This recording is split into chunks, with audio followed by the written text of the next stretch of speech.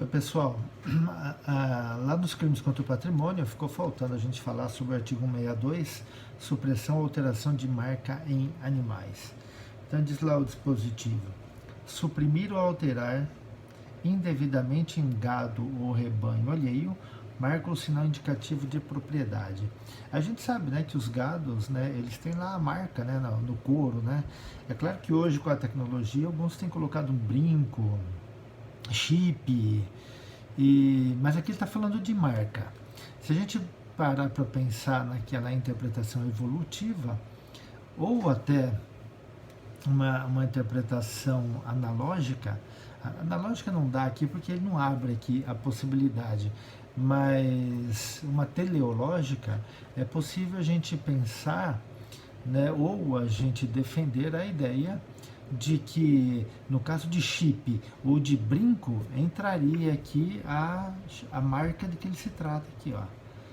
Marca o sinal indicativo. O sinal pode ser de qualquer forma, né? Pode ser um sinal gráfico, como pode ser um objeto lá que sinaliza que aquele gado, aquele rebanho pertence a alguém.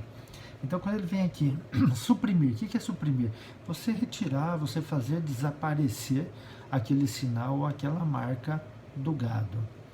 Ou alterar, você modificar, né? Vamos imaginar lá que a marca lá do gado é 33, você muda para 88, né? Então você está alterando a marca ou o sinal identificativo lá daquele gado. Indevidamente, é lógico, nem precisaria ter o termo indevidamente, porque se for autorizado, né, não há crime realmente, né? Não há prejuízo, porque aqui o que se protege, né, o bem jurídico tutelado aqui é a propriedade ou a posse desses semoventes. Se é a propriedade ou a posse desses semoventes, é claro que a gente só vai ter o crime se alguém fizer alguma coisa sem autorização do dono, sem autorização do proprietário ou do seu possuidor, né? Marca ou sinal indicativo de propriedade. Se a marca ou sinal não for indicativo de propriedade, a gente não tem o crime, né? É necessário que haja essa possibilidade, ok? Entrando agora para o crime de dano, que é o crime contra o patrimônio também, né? Só que de uma outra forma, o artigo 163 diz o seguinte, ó: destruir, inutilizar ou deteriorar coisa alheia. Destruir, ou seja, eliminar, extinguir, acabar com aquilo. Inutilizar é quando se torna a coisa imprestável, já não serve para mais nada. E deteriorar é quando você estraga parcialmente, né? Então, destruir, né? Por exemplo, eu boto fogo num documento, né? Ou boto fogo num documento, ou boto fogo num carro, põe fogo num carro, destrui o carro, né? Eu inutilizo o carro, né? Quando eu vou lá, por exemplo, e deixo ele sem condições de funcionar, vou lá e estrago o motor dele, né? Ou deterioro ele, né? E eu apenas estrago não, eu apenas mexo numa parte, vou lá e risco uma parte dele. Ele ainda se presta para aquilo que ele serve, só que ele foi, né, parcialmente deteriorado, estragado ali, né? Danificado. O sujeito ativo e passivo, né? Sujeito ativo qualquer pessoa, o passivo também qualquer pessoa, né? Desde que tenha desde que tenha sido o dono, o proprietário, o possuidor da coisa. E quando a gente fala da coisa, a gente está em crimes contra o patrimônio, a gente não pode esquecer que esse objeto, né, que sofreu o dano, ele deve ter valor econômico. Sem valor econômico não há que se discutir, mesmo que seja uma coisa perdida, chamada res desperdita, mesmo que for uma coisa perdida, ela é perdida, mas ela tem o dono. O dono perdeu ela, mas ele ainda a possui, né? Então, mesmo nela, há o crime. Agora, não há crime quando a gente fala da res nullus, aquela coisa que não é coisa de ninguém, né? Então, houve, por exemplo, uma caixa, um objeto encontrado na rua aí, não é de ninguém, né? Não tem dono, não tem possuidor, não tem nada, e ela foi deteriorada, foi estragada, não tem o crime, né? E também a res derelicta, né? Ou a coisa abandonada. Se eu abandonei, a partir do momento que eu abandono uma coisa que é minha, eu já estou me desvencilhando daquele elemento subjetivo que me liga à coisa, a propriedade ou a posse. Eu desligo. A partir do momento que eu abandonei, eu me desliguei dela. Então, se ela for estragada, não há mais crime, porque não há o proprietário, não há a vítima, né? Não há o bem jurídico tutelado que foi violado, ok? Não há discussões a respeito disso, viu? Não tem. As qualificadoras do artigo 163, ó, se o crime é cometido, parágrafo único, né, se o crime é cometido com violência à pessoa ou grave ameaça. Bom, essa qualificadora, ela, no caput, a gente tem aqui a pena de 1 a 6 meses ou multa. Né? No parágrafo único, a gente tem a pena de detenção de 6 meses a 3 anos e multa, além da pena correspondente à violência. Né? Violência contra a pessoa, evidentemente, porque contra a coisa já é própria do dono, né? do dano, desculpa, é própria do dano. Né? Então, quando a gente fala das formas qualificadas, é em relação à pena que é maior. Então, quando o crime é praticado com violência à pessoa ou grave ameaça. Grave ameaça à pessoa também, né? Essa violência ou essa grave ameaça, ela tem que ser anterior ou concomitante ao dano, ela não pode ser posterior, porque se ela for posterior, a gente tem um concurso do crime do 163 caput com o 129, né? Seja lá qual for o tipo de lesão que ocasionou ou de ameaça que ocasionou. Então, para a gente ter a qualificadora, a lesão, né, a violência à pessoa ou, eu falo lesão, mas a violência à pessoa pode ser via de fato também, né? A violência à pessoa ou a grave ameaça, ela tem que ser anterior ou concomitante ao dano. Anterior ao dano ou quando da realização do dano, ok?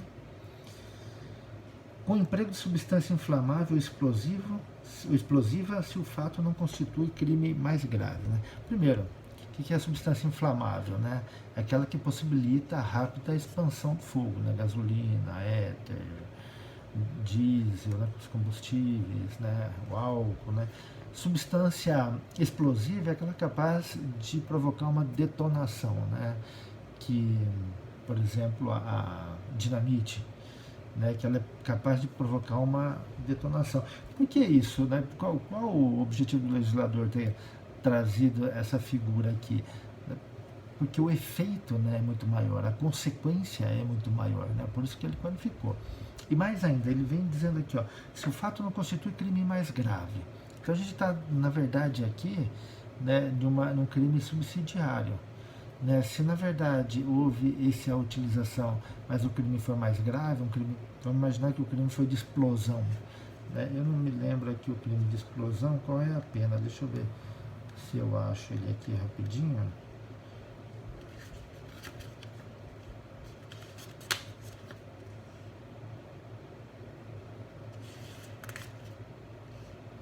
O crime de incêndio, reclusão de 3 a 6 anos. Né, se foi um incêndio, então a gente sai do dano aí.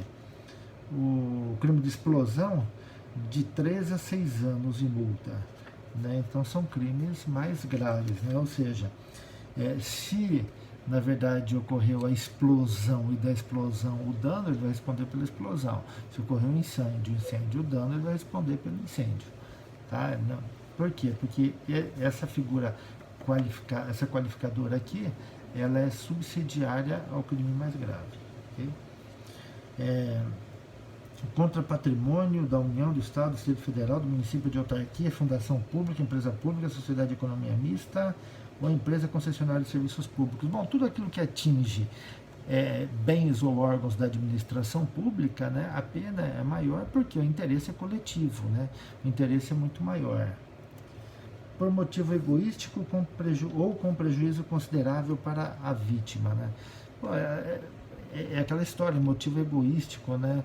O sujeito praticou o crime, né, de uma forma pensando só nele, não pensou nos demais, não pensou na vítima, ou então o que ele quis, ou então ele causou um prejuízo muito grande para a vítima. Né? Nesses casos aí a gente também tem a possibilidade da qualificadora. A ação penal nesses casos, de acordo com o artigo 167, nos casos do inciso do artigo 163 do dano no caput, do inciso 4 do seu parágrafo, inciso 4 do seu parágrafo, quer dizer, motivo egoístico com prejuízo considerável à vítima, o crime somente se procede mediante queixa. Aqui ele fala do 64 também, que a gente não falou dele ainda, tá?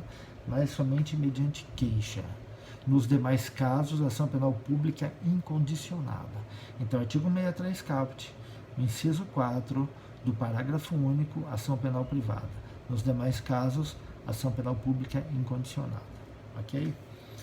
Algumas discussões aí, né? Crimes praticados contra animais, né? Os animais são considerados coisas, né? Mas a gente tem a lei dos crimes ambientais, o artigo 32, que já traz maus tratos a animais e tipifica essa conduta. Crime de pichação, né? Que sempre foi uma discussão muito grande na doutrina, na jurisprudência. Também a lei dos crimes ambientais, no artigo 65, traz a tipificação para esse crime também. Com relação à fuga de preso, né? O preso, quando vai fugir, ele destrói a cela, destrói o patrimônio, né? Há uma corrente no STF, uma corrente do STF que entende que há crime de dano contra o patrimônio público, há uma do STJ que diz que não há crime contra o patrimônio público, né? Qual é o fundamento, né? O STF entende que tudo aquilo que ele pratica para fugir, para se evadir, ele responde pelo crime. O STJ, né, segue, acho que uma linha mais coerente, discutindo o animus nocendi, né, ou seja, a vontade de danificar. O objetivo dele é danificar ou é fugir? O objetivo dele é fugir, então o dano ao patrimônio público nada mais é do que crime meio. Né? Então não há que se falar em responder pelo crime de dano qualificado. Beleza aí, ok? Tá? Boa sorte para vocês, a gente volta em outro vídeo aí. Grande abraço, tá?